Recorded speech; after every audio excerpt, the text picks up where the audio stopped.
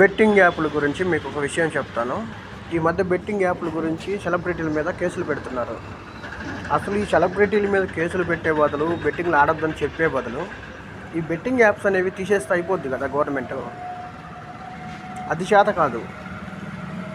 ప్రజలు బెట్టింగ్లు ఆడద్దు, సెలబ్రిటీలు బెట్టింగ్కి ప్రమోట్ చేయొద్దు అని చెప్తారు. వీకేమో బెట్టింగ్ యాప్ల ద్వారాగా గవర్నమెంట్కి డబ్బులు కావాలి, కానీ రుద్దేదేమో సెలబ్రిటీల మీద, ఆడే ప్రజల మీద. వేల కొద్ది వైన్ షాపులు పెట్టి మందు తాగమని మీరే చెప్తారు, తాగి బండి నడిపితే నడపొద్దని మీరే చెప్తారు.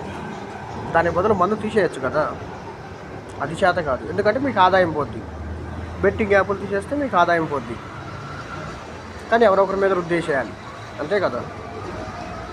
చేతగాని ప్రభుత్వాలు.